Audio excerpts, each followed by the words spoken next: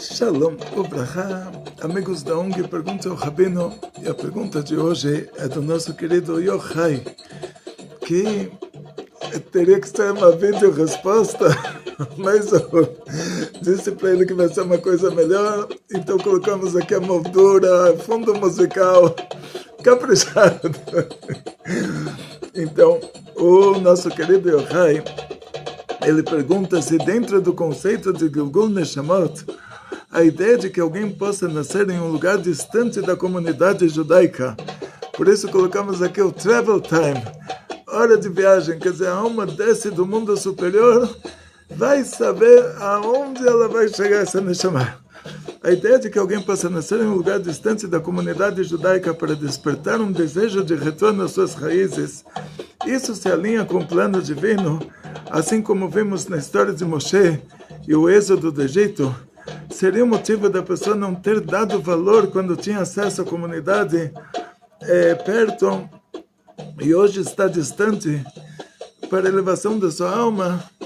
Então, o que acontece na prática é o seguinte, você pegou assim, o raciocínio da coisa. Está escrito no segundo mandamento que Hashem, Deus é a essência do bem, a natureza de quem é bom é fazer o bem.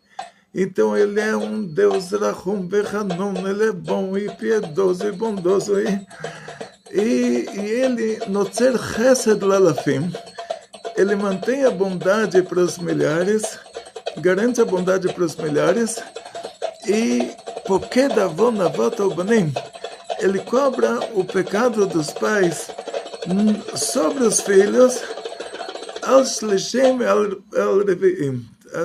até a terceira geração, até a quarta geração. Aparentemente aí é um curto-circuito espiritual. Quer dizer, pera, do que você está falando? Existe um conceito chamado de a sabedoria divina. Ou seja, Deus é a essência do bem e ele não tem como mudar isso. Porque essa é a essência. A essência não tem como mudar. Então, Deus é a essência do bem. A sabedoria divina determina que os filhos não pagam pelos pecados dos pais. E sendo que isso é a sabedoria divina, Deus não tem como mudar isso. Não é como nas religiões aí que o Deus fala que é proibido fazer adultério, depois ele vai com a mulher do outro e faz um filho. Ou ele fala que é proibido roubar, depois ele dá um golpe pelas costas. Ele entrega a Torá para um povo inteiro de milhões de pessoas e depois pelas costas ele faz um Novo Testamento. Tipo, não é... Deus não tem como fazer isso, porque a sabedoria divina determina... A sabedoria divina ela é ligada à essência divina. Então, se Deus determinou que ele determinou que os filhos não pagam pelos pecados dos pais, quer dizer que os filhos não pagam pelos pecados dos pais e Deus não tem como mudar isso, porque isso é Ele. Isso é Deus, isso é a sabedoria divina. Como diz o Rambam, que Ele e a sabedoria dele são uma coisa só. A sabedoria divina, no caso, ela vai ser considerada a essência também. Quer dizer, Deus não tem como mudar a própria essência, Ele não tem como deixar de ser a essência do bem. Ele não tem como deixar de ser o mais bem do que bem. Ele não tem como mudar a sabedoria divina também. Se a sabedoria divina determinou que os filhos não pagam pelo pecado dos pais, quer dizer que os filhos não pagam pelo pecado dos pais. Então, se ele vai cobrar até a terceira, quarta geração, então isso é contra si próprio. Deus não tem como fazer uma mutação, mudar a própria essência. Então, quer dizer que quando a Torá te traz uma linguagem dessas, como olho por olho, dente por dente, quer dizer, você imagina a pessoa entrou num casamento, tirou a dentadura, colocou a dentadura em cima da mesa e falou, agora quem mexer comigo vai levar soco na boca. Porque dente por dente, vocês não vão poder me fazer nada. O olho por olho, Deus me livre, deu um soco no olho do outro, o outro perdeu a visão. Se você arranca o olho dele, você está assassinando ele, está matando ele, não é pena de morte. Então, essas linguagens, tipo, com o suor da sua face, você vai comer o pão, não quer dizer que a pessoa tem que dar 3 voltas no quarteirão antes de comer. e só na hora que ele estiver suando, aí ele esfrega o pãozinho na testa e come. Senão ele não pode comer pão. Ou que a cobra vai comer o pão, dá pó para a cobra comer. A nossa instituição é do lado do Instituto Butantan, na próxima. E eu já vi lá tudo quanto é tipo de cobra, não existe essa cobra que come pó. Você dá pó para a cobra comer, você está matando a cobra. Então, na prática, assim, as linguagens da Torá, às vezes é uma Leshon Havai, que Moshe Rabbeinu fala, e tinham lá cidades com muralhas até o céu. As muralhas não eram até o céu, mas ele está dando um ênfase. Então, da mesma maneira, a linguagem que o Adão, Hashem falou para ele, com o suor da sua face você vai comer o pão. É proibido pela Torá a pessoa comer o pão com o suor. Então, quer dizer, com o esforço do trabalho que ele vai fazer, o trabalho é duro, ele vai comer o pão. E antes disso ele não precisava trabalhar duro para isso. O trabalho dele era só tefilá, o trabalho divino. O que a cobra vai comer o pão, quer dizer que a parnassá, o sustento da cobra vai ser encontrado de graça em qualquer lugar, para que ela não precise rezar. Da mesma maneira que o pão ele é encontrado gratuitamente em qualquer lugar do mundo.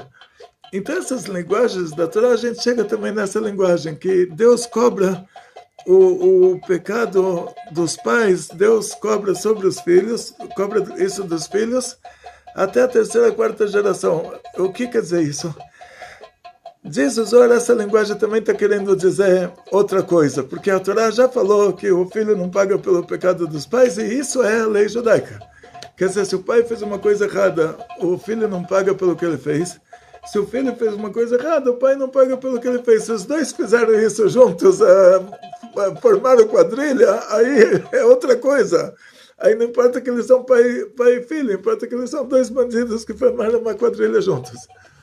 Então, no caso do segundo mandamento, que a gente aprende, diz o Arizal, que a sua primeira reencarnação, você faz tudo que você fez de bom, e a pessoa tem coisas boas que a pessoa faz, tem coisas ruins que a pessoa faz. Então, para consertar essas coisas ruins, Deus dá para a gente uma segunda chance. Essa é a segunda reencarnação. Então, a sua alma, um aspecto dela que já fez o que precisava fazer sobre o mundo de cima, e o que precisa consertar, aí se reencarna novamente e se torna o filho daquela primeira reencarnação. Então, de novo, essa pessoa ela nasce já com a mesma inclinação para fazer a coisa errada que ela tinha feito na reencarnação anterior, que ela veio consertar. Então, ela tem essas mesmas tendências, ela já nasce tipo o Esav. O Esaú da Torá, quando ele estava na barriga da mãe dele, a mãe passava do lado da Vodazará, da idolatria, ele já queria nascer. Então ele já nasce com essa inclinação para fazer a coisa errada. E aí ele se controla, na segunda reencarnação ele fala, olha, mesmo que eu gosto de fazer coisa ruim, eu tenho prazer em fazer a coisa ruim, eu me sinto feliz quando eu faço a coisa ruim, mas eu vou me controlar e eu não vou fazer a coisa ruim. Então ele consertou, mesmo sem saber o que ele fez na reencarnação anterior. O que é o conserto de uma reencarnação anterior? É que ele nasce com aquela má inclinação. Ele conserta essa má inclinação na reencarnação atual. Independente disso, se ele se lembra do que ele fez na reencarnação anterior, que mesmo que a alma tenha a memória da alma, mas não é uma coisa clara, são traumas da alma, tipo, a alma pode estar numa situação que ela aconteceu para ela na reencarnação anterior, e a pessoa reage de uma maneira como se tivesse um trauma daquilo e não entende por quê. Então, o Rav Chaim Vital, que era aluno do Arizal, escreveu que Ketuvei Arizal, ele dizia que quando ele via uma rodinha de pessoas, ele fugia, ficava com medo. Por quê? Porque na reencarnação anterior dele, ele tinha sido assassinado dessa forma. Ele não descreveu o motivo, tipo se foi uma coisa da Inquisição que antecedeu o Arizal. De qualquer maneira, nós temos a nossa alma, ela tem uma memória da alma, e a nossa alma, na segunda reencarnação, ela nasce com aquela inclinação de fazer a coisa errada que a gente fez. Então, a gente reconhece a inclinação. É fato que a pessoa quer fazer uma coisa errada, é fato. Ele sabe que ele quer fazer a coisa errada. Aí ele justifica. Tipo, Adão comeu a fruta do Etz Hadat, ele falou foi por causa da Eva. Justificou. A Eva falou foi por causa da cobra. Justificou. A cobra ia falar para Hashem, olha, Deus falou para não comer, e uma cobra falou para comer, eles tinham que ouvir a quem? Então Deus não perguntou para a cobra nada. Ela já tinha a resposta pronta.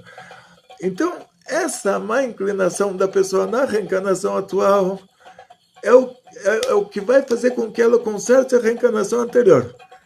Não deu certo, ela continuou fazendo coisa ruim, ela foi atrás da inclinação, continuou se comportando errado, aí ela tem direito à terceira reencarnação. Então a terceira reencarnação, ela ou vai ou racha, ela é obrigada a consertar. Não conseguiu consertar na primeira, para que não seja acumulado agora tanta coisa, para não chegar numa situação que ela não tenha como consertar nunca mais. Então Hashem já para ela na quarta, agora vai ser retificado tudo que ela fez nas três anteriores. Por isso está escrito que Deus cobra da pessoa na terceira ou na quarta geração o pecado dos pais, que era a alma original. Deus cobra dos filhos que não são filhos biológicos, mas é a reencarnação daquela primeira alma, até a quarta geração no máximo, para não deixar acumular mais coisa. Mas se a coisa está muito grave, ele pode cobrar já na terceira. Então, diz o Arizal sobre isso eu vi na Haggadah de Pesach do Rabbi Yaakov Abuhatzera, ontem foi o Yitzhak do Rabbi Israel Abuhatzera.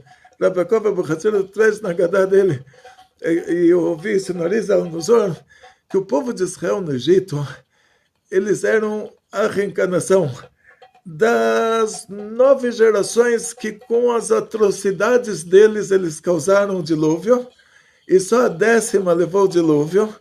Então, entre o Adão e a Eva e o dilúvio, tinham 10 gerações, a 10ª recebeu o castigo, as 9 não. Então, eles foram aquelas crianças que nasceram no Egito, a criança fofinho acabou de nascer e é jogado no rio.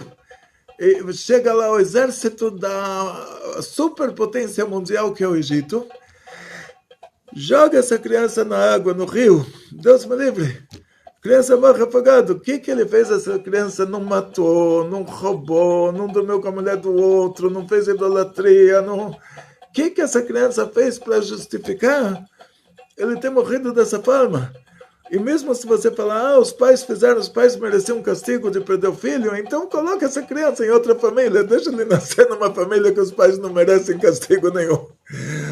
Então o que aconteceu na prática é que aquela reencarnação, eles já eram a quarta reencarnação, porque depois que eles causaram o dilúvio e morreram felizes antes do dilúvio, mataram, roubaram, dormiram com a mulher do outro, ainda falaram para o filho, olha, papai foi esperto, papai matou, roubou, está aqui a herança, papai foi esperto, seja esperto. Então, eles tiveram uma segunda chance. Na segunda chance, eles se reencarnaram novamente e construíram a Torre de Babel. E o conserto disso foi que no Egito eles tinham que construir Pitom e Ramsés. Se reencarnaram novamente, terceira chance, foram simpáticos habitantes de Sodoma e Gomorra. Por isso que no Egito tiveram que fazer todo o trabalho forçado. Então, o exílio do Egito foi a retificação daquelas almas. Então, daqui a gente vê que qualquer caso que ele sai fora do normal, que a pessoa fala, estou sofrendo porque eu quero ser judeu e eu não nasci judeu. Então, saiba que está escrito, quando acontecer de morar com você um convertido, que o fenômeno cabalístico, o fenômeno espiritual de uma alma judia cair no corpo de alguém que não é judeu, é uma coisa rara. É quando acontecer de morar com vocês alguém que se converteu. A coisa comum é num país como o Brasil, que tinham os portugueses há 500 anos atrás, 10% dos portugueses há 500 anos atrás eram judeus. Quando teve a Inquisição na Espanha, os espanhóis deixaram os judeus sair, muitos judeus foram para Portugal. Os portugueses converteram os judeus à força. Só tinha navios de Portugal, eles ficaram a ver navios, quer dizer, só tinha navios para colônias portuguesas, e a colônia portuguesa que mais deu certo foi o Brasil. O fato é que quando o rei de Portugal, Dom João VI, precisou fugir da Europa, fugir de Portugal, fugiu para o Brasil, não fugiu para Moçambique, não fugiu para Angola, não fugiu para Guiné-Bissau, não fugiu para Timor-Leste, nem para Macau, fugiu para o Brasil. O Brasil era a colônia portuguesa que deu certo. Então, aqueles judeus que tinham que escolher entre rezar para a estátua ou mudar de país. E agora eles fizeram dinheiro. Entre rezar para a estátua e mudar de país, eles justificaram de alguma maneira. Cada um, Adão jogou a culpa na Eva jogou a culpa na cobra, ele falou que daqui a pouco ele consegue voltar ao judaísmo. Como?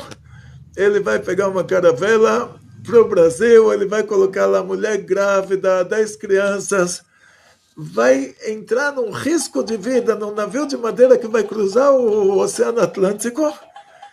Por quê? Porque ele imaginou, eu vou rezar na igreja agora, e depois, chegando no Brasil, eu já construo minha sinagoga.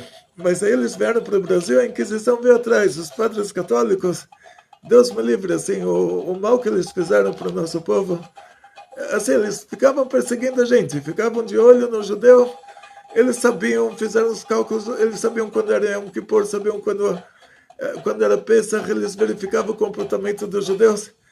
Por isso que os bandeirantes têm provérbios que, assim, entre a espada e a cruz, entre a cruz e a espada, quer dizer, se fosse um cristão, ia falar, entre a cruz e a espada, ele vai para a cruz. Mas era um judeu, então ele falava, entre a cruz e a espada, entre a frigideira e o fogo. É por isso que os bandeirantes pegavam esses jesuítas lá nas cidadezinhas, lá nas catequeses, no meio da floresta, e matavam eles. Quer dizer, isso é uma coisa, um fato na história do Brasil, porque os jesuítas que vieram atrás da gente para, Deus me livre, manter a idolatria. Então você vê lugares como os nomes dos lugares, Goiás, que quer dizer em hebraico um povo corajoso. Você vai a um lugar chamado Ceará, que quer dizer tempestade. Você vai ver um lugar chamado Goiânia, que é um povo pobre. E daí para frente você vê que na cultura do Brasil tem muito disso. Inclusive uma vez eu fui com a Rabbi Weichmann. Eu era rabino de Alphaville, 23 anos atrás. Alphaville, aqui Santana do Parnaíba, Barueri, tem os condomínios do Alphaville, tem 160, na época, 23 anos atrás, tinham 160 famílias de judeus lá. Construímos o Alfa Shil, que era a sinagoga de Alphaville, e fui com o Rabbi Weichmann conhecer a região, e nós nos deparamos com a casa do Anhanguera, que era o grande bandeirante. E quando nós chegamos lá para ver, o especialista em bandeirantes que estava explicando tudo, ele viu a nossa kippah, a barba, e ele falou para a gente, vocês são judeus? Falei, cara, tu é muito inteligente, porque todo mundo acha que eu sou muçulmano por causa da kippah e da barba. Eles veem o Ayatollah lá no Irã, que está de kippah e barba, e eles veem o Bibi Netanyahu sem kippah e sem barba, então eles acham que a gente é muçulmano. Mas o que acontece é que realmente você é inteligente, você sabe que nós somos judeus. Aí ele falou, não só isso, saiba que ele era um especialista em bandeirantes. Ele me falou, todos os bandeirantes de Minas Gerais, eles eram judeus. O cara é especialista no assunto. Então, acontece muito aqui no Brasil que 500 anos depois, aí eu morei em Israel 24 anos, dá um exemplo para vocês, presenciei nos 24 anos 2 casos de árabe que se converteu ao judaísmo. O neto do sheik de Hebron, Rav Moshe Weber, grande tzadik de Jerusalém, me levou para o casamento dele. Neto do sheik de Hebron, que era um antissemita, fez lá assassinatos de 1928, acho que era o Tarpar. E Tarpat, assim, o neto daquele sheik de Hebron que matou muitos judeus, ele se converteu ao judaísmo. E outra pessoa, que é um caso que eu vou contar uma história para vocês depois, muito interessante, era um árabe que trabalhava num restaurante judaico em Haifa, era um vizinho, porta a porta, eu pensei que ele era um sefaradi, e no fim era um árabe dos territórios. Então, mas é uma história longa, eu vou contar em outra oportunidade, eu vou contar essa história para vocês, como foi lá. De qualquer maneira, o que acontece é que essa pessoa agora se reencarna, aquela pessoa que na época da Inquisição, os inquisitores, os espanhóis, eles falaram para ele, olha, ou você quer ser judeu, muda de país.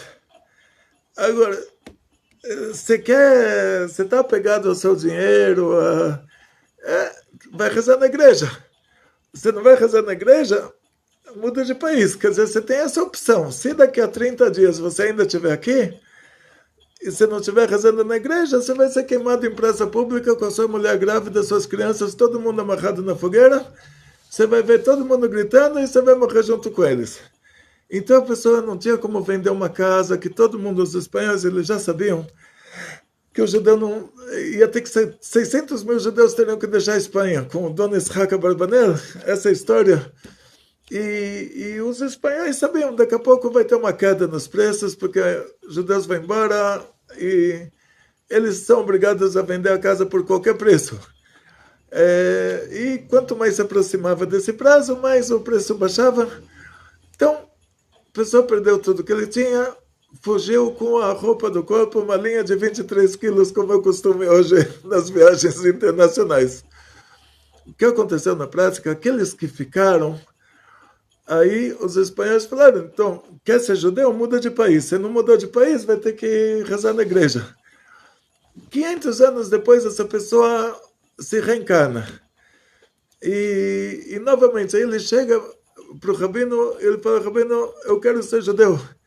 Aí o rabino fala para ele, olha, no Brasil não se fazem conversões, você quer ser judeu, muda de país.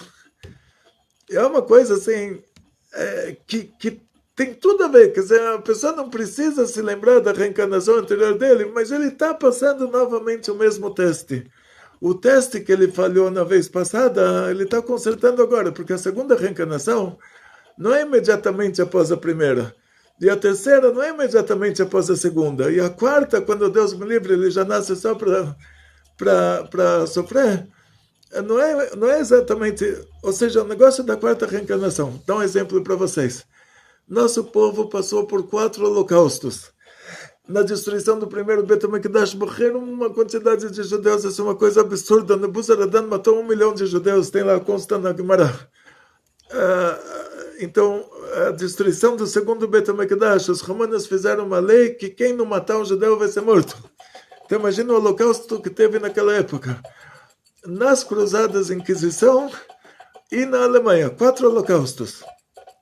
Então, quer dizer que essa quarta reencarnação, a pessoa que nasce para morrer, para consertar tudo que ele tinha feito nas 3 reencarnações anteriores, quando chega na quarta reencarnação, ele fica esperando na fila até ter alguns milhões de pessoas nessa quarta reencarnação, e aí todo mundo se reencarna na mesma geração, e todo mundo passa por uma destruição de primeiro Beit HaMikdash, por uma destruição de segundo Beit HaMikdash, por umas cruzadas de Inquisição, e por um holocausto. Então, o que acontece? Pode ser que a primeira reencarnação dessa pessoa, ele estava lá, eu não digo a primeira, que na primeira ele não teria um teste desses.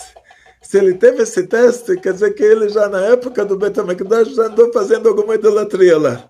Que aí, para consertar o que ele fez antes, que é isso que falou Arizal, não sei o que estou falando. O Arizal falou, todas essas pessoas que passaram pela Inquisição, eles são reencarnações das almas dos judeus do primeiro Beit HaMikdash, que era uma época de 810 anos, 810, 850, se você pega assim a época que, desde a saída do Egito até a destruição do primeiro Beit HaMikdash, e você imagina que dentro dessa época, 40 anos de Moshe Rabbeinu, depois Yoshua ben Nun, até chegar no Hoshea ben Ela, que foi a destruição do Beit HaMikdash, Desculpa, até chegar no Yoakim, até chegar na destruição do Bet HaMikdash, Rosh Hashanah, a destruição das 10 tribos, do país das 10 tribos, né?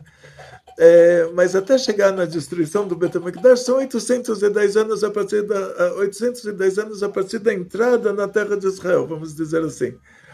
Então, 400 anos de Mishkan, 410 de Bet HaMikdash. Tudo que eu estou falando para vocês é uma média, não me pega assim na exatidão dos números, mas dentro dessa média, você vai encontrar, diz o Arizal, pessoas que sacrificaram os próprios filhos para a idolatria, pessoas que se mataram pela idolatria, pessoas que deram dinheiro para a idolatria.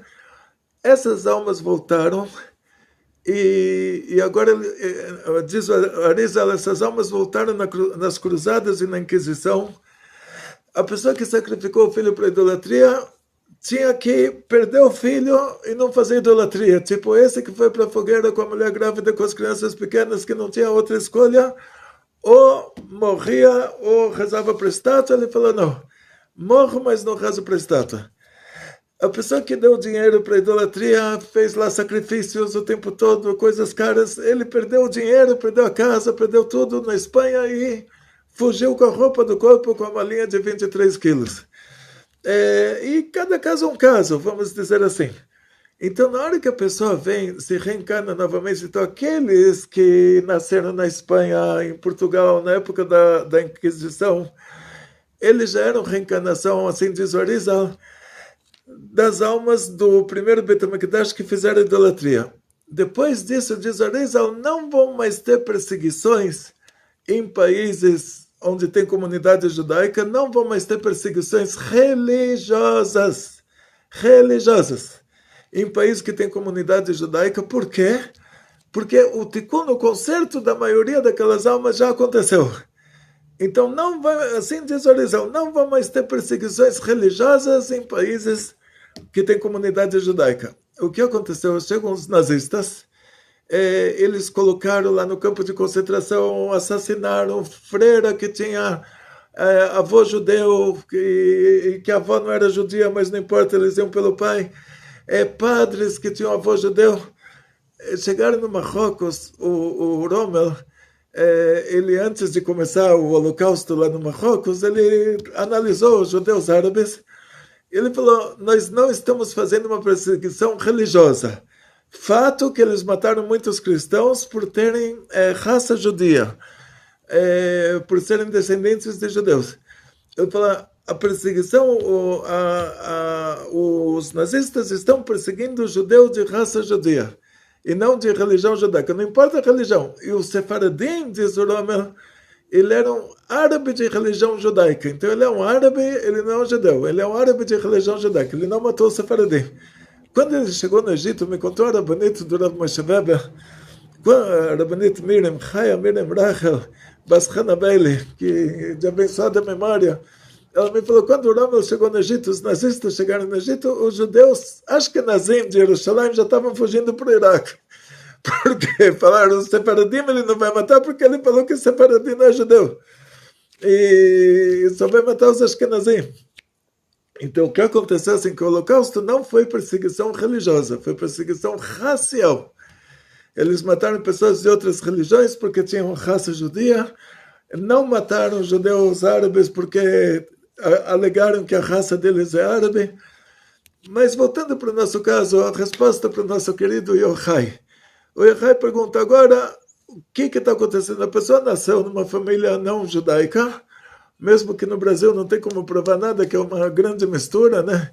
Eu vi, acho que era a Anita Novinsky, não sei, alguém escreveu lá que, de acordo com os dados, a quantidade de judeus portugueses que mudou para o Brasil e a quantidade de portugueses que o português que não era judeu, ele vinha para cá, fazia o dinheiro e voltava para Portugal. Deixava a família lá, não ia colocar a mulher grávida numa caravela. Então, ela fez um cálculo de 30% dos brasileiros, eles são judeus, sem precisar fazer conversão. Só que sendo que a gente não tem como saber quem é quem, Então a pessoa tem que se converter, porque vai provar como. O Maurício de Nassau, tinha uma vez eu vi isso num livro da USP, e era tradução de cartas do Maurício de Nassau e o governo da Holanda que ficava em Haia.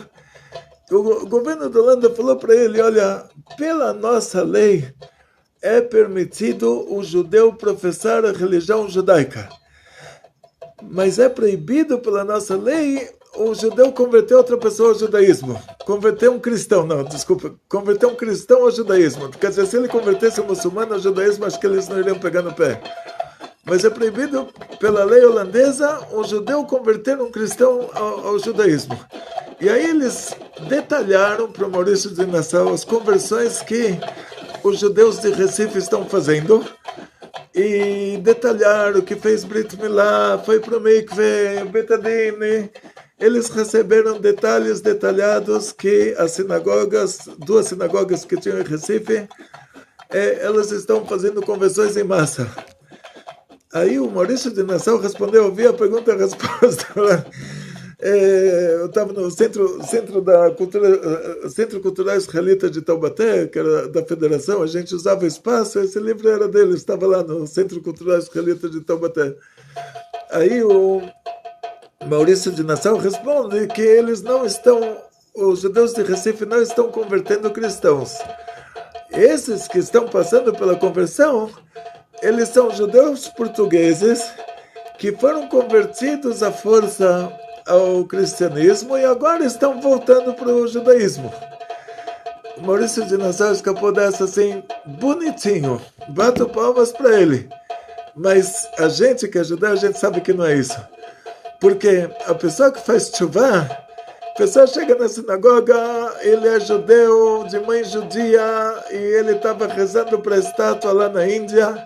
Ele chega na sinagoga, o rabino aproxima ele, ensina ele Torá, coloca nele tefilim, cacheriza a casa dele. Ele não vai fazer uma conversão, não vai para o mikve com betadine, não vai fazer uma conversão. Quer dizer, um baal teshuvá, a pessoa que faz teshuvá, que ele volta para o judaísmo, não passa por conversão, não passa por mikve. Brit Milá, tá bom, se ele não tinha, ia ter que fazer, mas mikve não. Então, na prática, a gente sabe que no ano de 1635 já não tinha como provar quem era quem.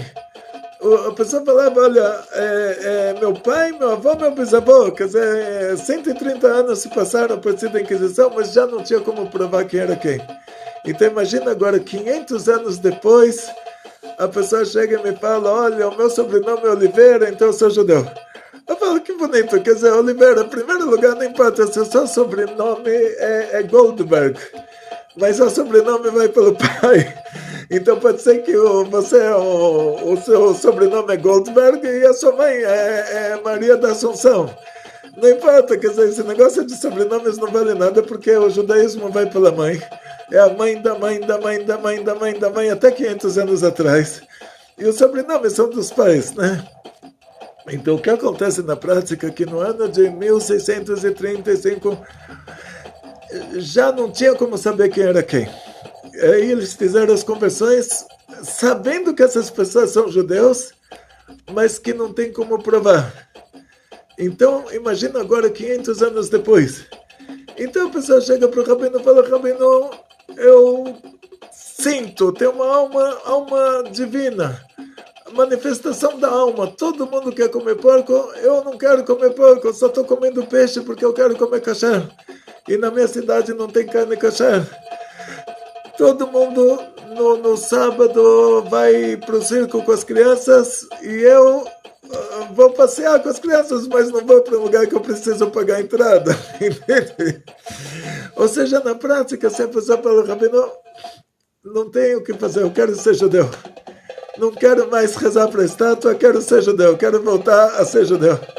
Aí, o que os rabinos vão falar para ele? Vão falar, olha, a mesma coisa, volta 500 anos atrás, o governo da Espanha falou, você quer ser judeu, muda de país?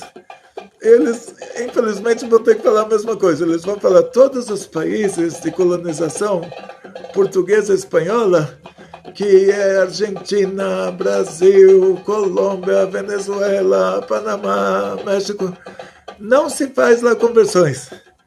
Não se faz lá conversões. Motivo só pode ser um motivo espiritual. Então, qualquer rabino em qualquer um desses países que tem colonização portuguesa e espanhola vai falar para a pessoa que esse judeu muda de país.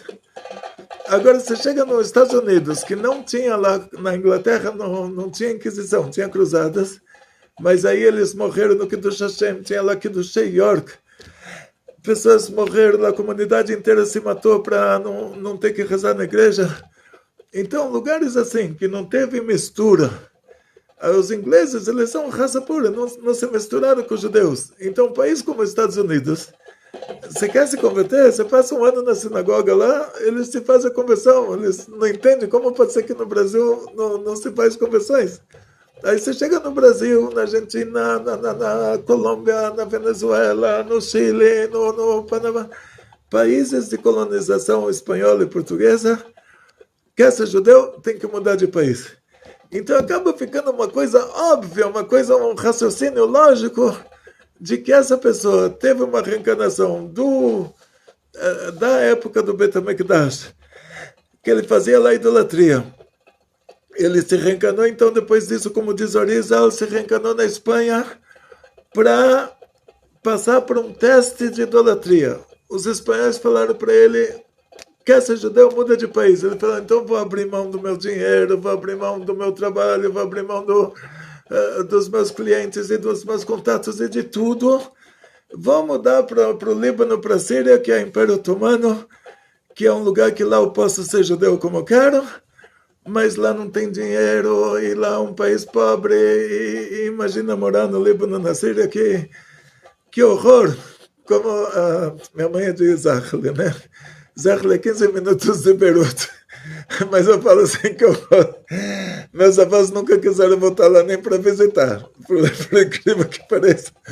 Imagina morar na Síria, morar no Líbano, que horror! Mas a pessoa fala: não, tá bom, mas eu posso ser judeu lá, eu posso abrir uma sinagoga, eu posso rezar para Hashem, eu posso fazer lá comida kasher, eu posso fazer Brit Milá no meu filho.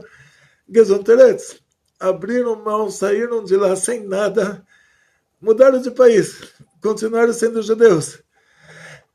E enquanto que aqueles que eram as pessoas ricas que ficaram lá não consertaram o que eles vieram para consertar. Aqueles que mudaram de país também eram almas da época do primeiro Bet HaMikdash, do Mishkan e do Bet HaMikdash, que eles vieram para consertar e consertaram. Eles falaram: tá bom, quando na reencarnação anterior ele fazia sacrifícios para idolatria e pagava uma fortuna, cada vaca, cada boi, não sei quanto custa, você imagina o preço de um boi.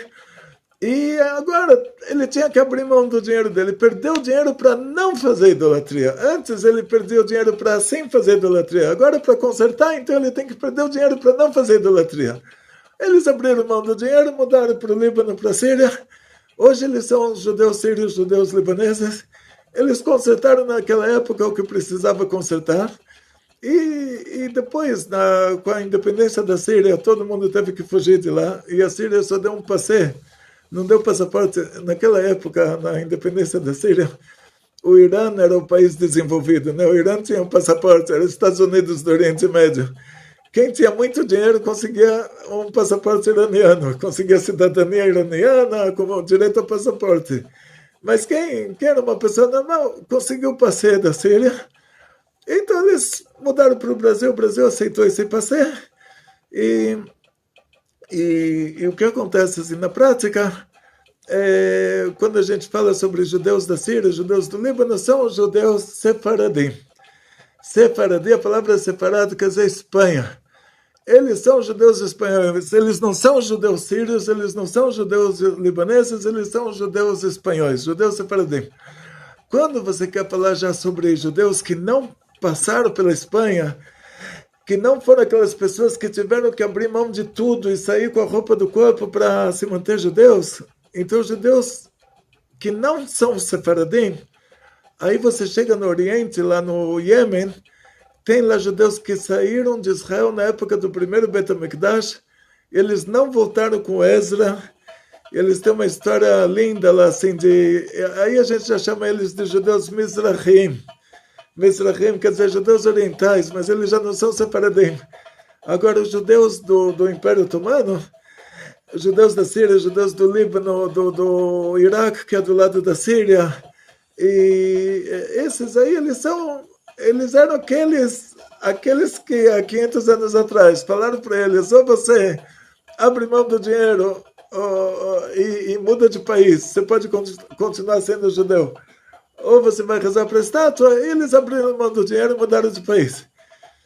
Se passaram 500 anos, então você imagina, a nossa vida na Espanha, na época da Inquisição, era o conserto da nossa alma por termos feito idolatria na época do Beit HaMikdash. Uma parte desses judeus se tornou judeus sefaradim, judeus espanhóis. Fugiram para o Marrocos, para a Algéria, para a Tunísia, para o Egito, para o Império Otomano, lá para a Síria, para o Líbano, para a Turquia própria, para o Iraque. Esses são os judeus sefaradim. Quer dizer, o judeu que, na hora que os espanhóis falaram para eles, você tem um mês para deixar esse país. Ou você muda de país e continua sendo judeu, ou você fica aqui e você vai rezar para a estátua.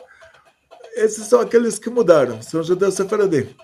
Aqueles que ficaram, então, eles não conseguiram consertar o negócio da idolatria naquela reencarnação.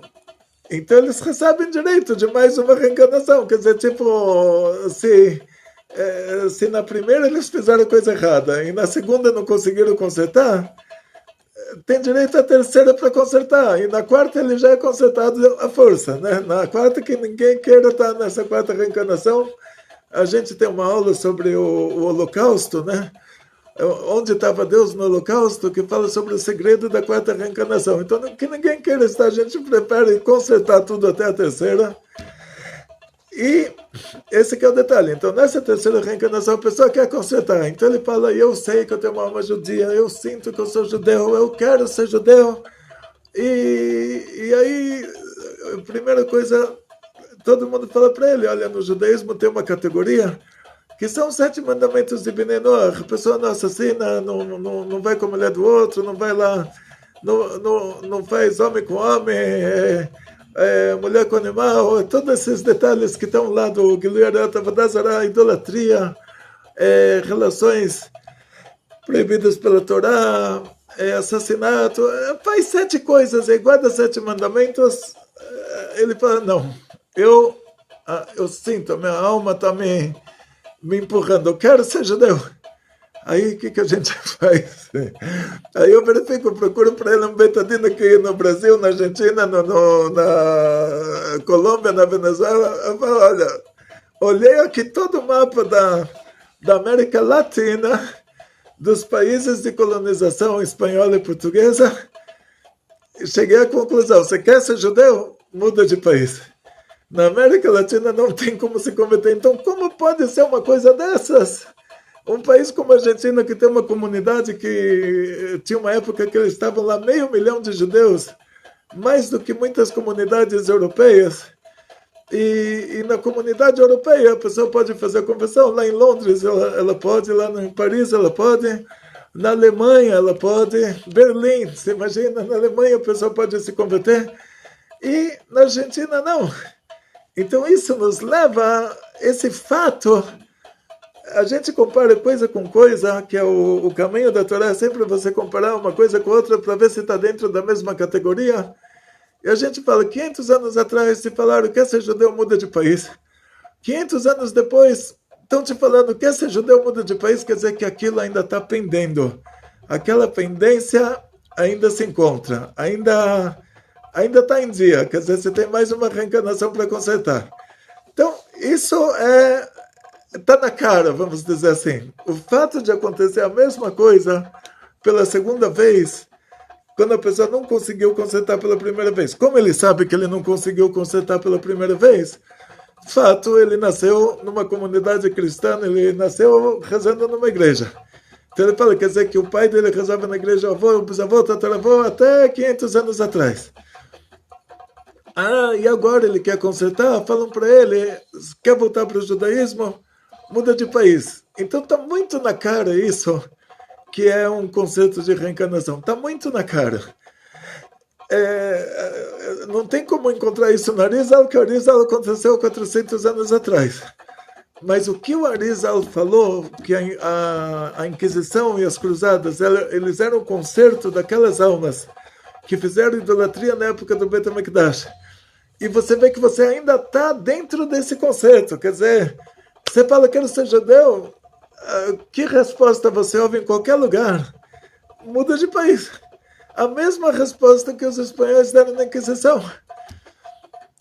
Então, uma coisa que está na cara. Quer dizer, não sou eu que vou falar que é isso, que eu não vejo. A gente está aqui no nosso travel time, como se fala, as viagens, viagens da alma. Viagens da alma. Eu não sou essa pessoa que estou vendo que essa alma, da onde ela estava para onde ela veio. Mas cada pessoa, ele sente de acordo com a coisa mais difícil para ele fazer, ele sabe que esse é o conserto da alma dele. Então, nesse caso, ele está sofrendo. Ele fala, é difícil para mim, não aguento. Estou sofrendo com isso. Então, ele sabe, isso é a coisa autocondana chamar. Quer dizer, isso está na cara. Não sou eu que vou falar, olha, sabe, você era aquela pessoa, eu agora você se... Não sou eu que vou falar isso. Eu não sou Arizal, não sou Rabbi Shimon Bar Yochai. Inclusive, os rebes de Lubavitch, eles sempre evitaram de falar para alguém qual era a reencarnação anterior dele. Sempre evitaram isso. Teve uma vez que o Alter Rebbe, eu vi isso na Yeshiva, em Kfar Chabad, em 1978, 79, eu não me lembro. Cheguei lá em 78, pode ser 79, 80, alguma coisa assim. Me contaram uma história de uma pessoa que estava sofrendo com a mulher. Mas tinha uma mulher ruim. E isso é um absurdo, porque está escrito, tem um versículo no Teilim, que Lo Yanuach Shevet Aresh, eu me lembro, eu falava com as crianças na Cisjordânia, a perua da escola, né? A gente ia lendo o Teilim o caminho inteiro, os árabes de vez em quando jogavam umas pedras, a gente ia lendo lá, que Lo Yanuach Shevet Aresh Al Gorala Tzadikim. No Teilim tem um versículo que diz que Hashem, ele não coloca Shevet Aresha, o cacetete da pessoa ruim, o cacetete da maldade, no destino dos tzadikim. O que quer dizer isso? Aí você vai para os Mefarshim traduzem que a Gemara já fala sobre isso, que se uma pessoa é boa, dão para ele uma mulher boa. Se uma pessoa é ruim, dão para ele uma mulher ruim. Então, essa pessoa, ele era uma pessoa boa, ele tinha uma mulher ruim. Então ele era exceção de regra. Ele pediu uma brachá para o Alter Rebbe, ele falou... Aí o Alter Rebbe falou para ele, esse foi um caso, me lembro, me contaram essa história na Yeshiva, não tenho a fonte dela, mas me lembro que me contaram dentro da Yeshiva, quando eu estava lá, que é um caso que o Alter Rebbe revelou para alguém qual era a reencarnação anterior dele. E ele falou assim, que você viveu na época do primeiro Bet HaMikdash e lá tinha muitas idolatrias. Naquela época tinha, como a Índia de hoje, tinha muitas e muitas idolatrias.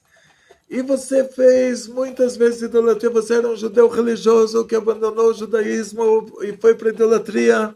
Você estava consciente do que você estava fazendo e você fez consciente e você fez muitas idolatrias.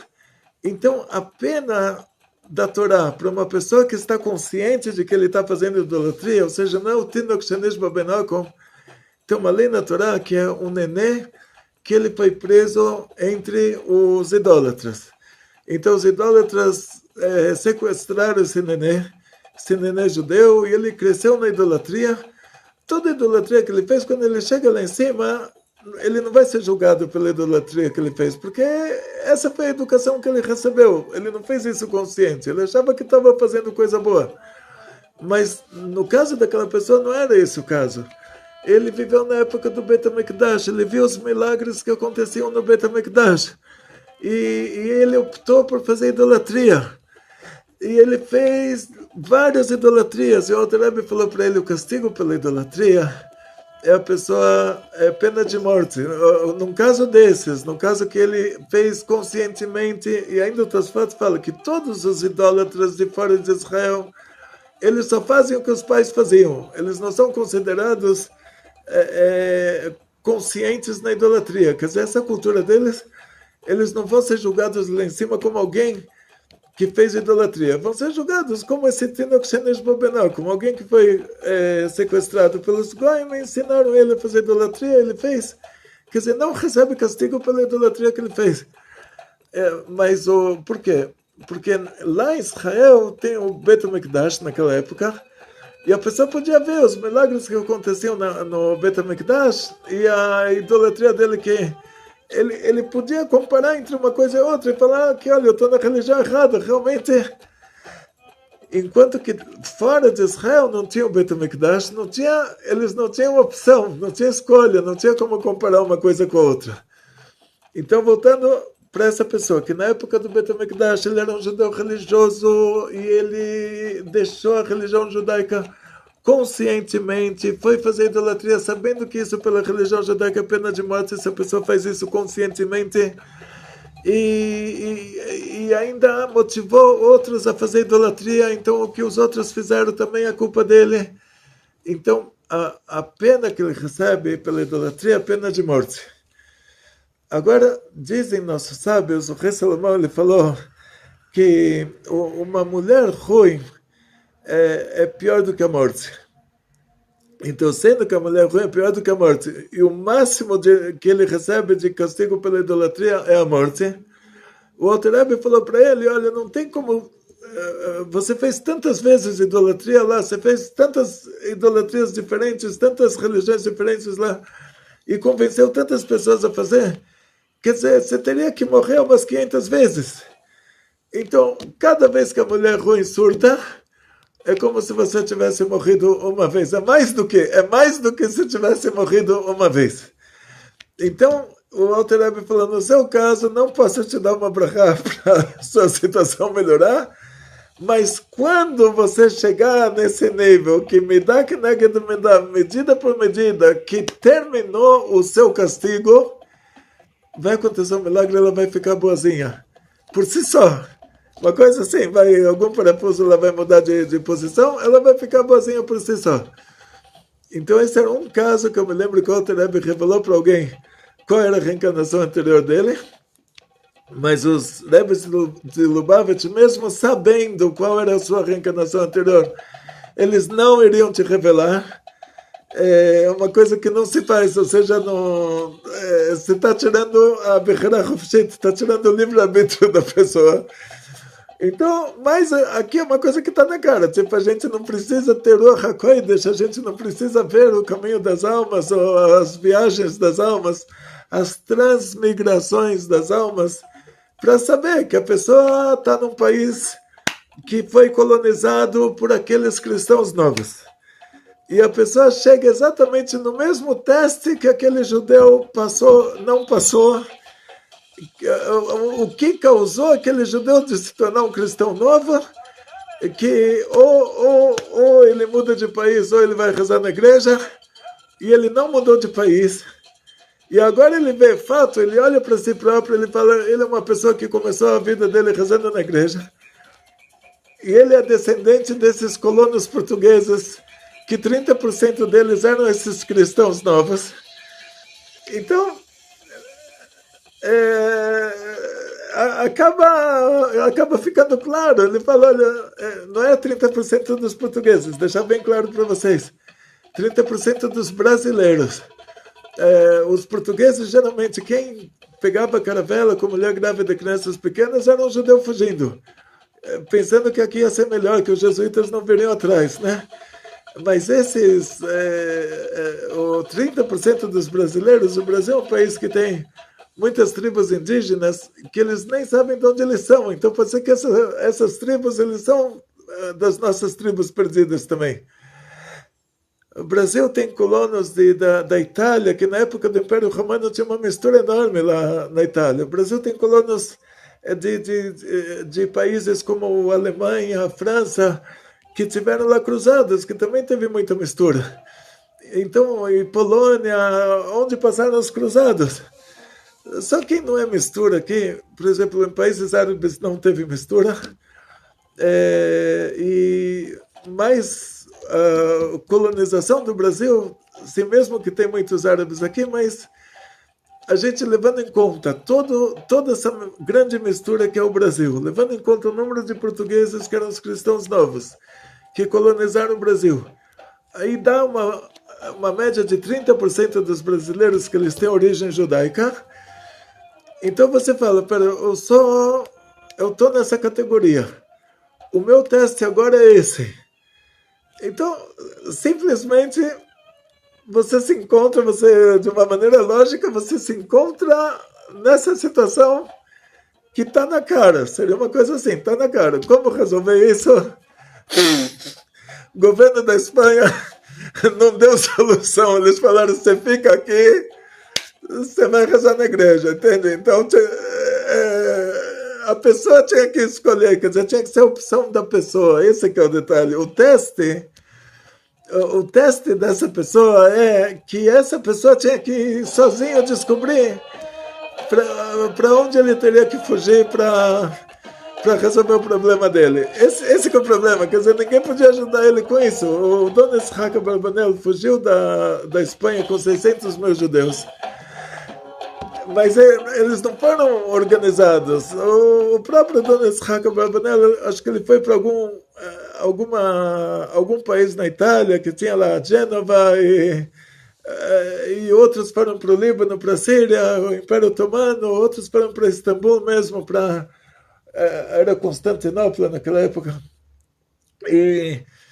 Ou seja, pessoas foram para a Iugoslávia, para a Bulgária, ou seja, assim, para a Grécia antiga, né, que também era Império Otomano. Em outras palavras, assim, nesse caso, a pessoa tinha que... O conserto dele é que ele tinha que decidir sozinho.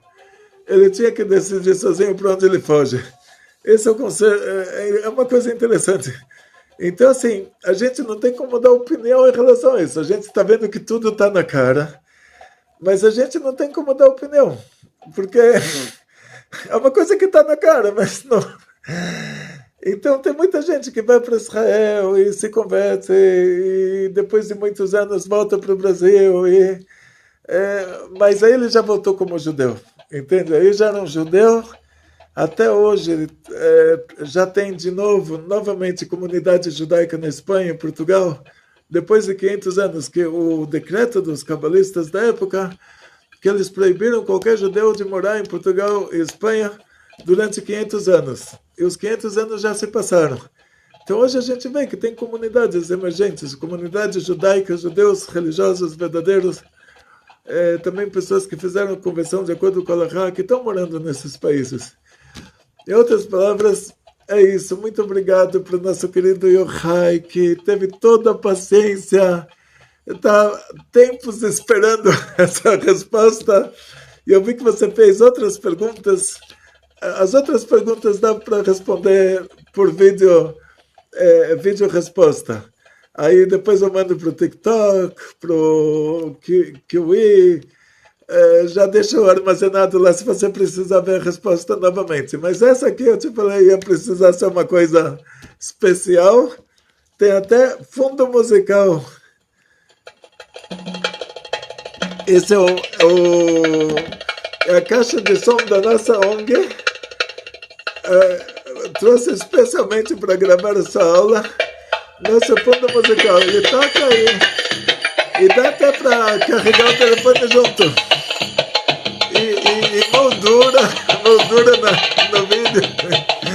Então, Yochai, que a gente dê sempre para você, para toda a sua linda família.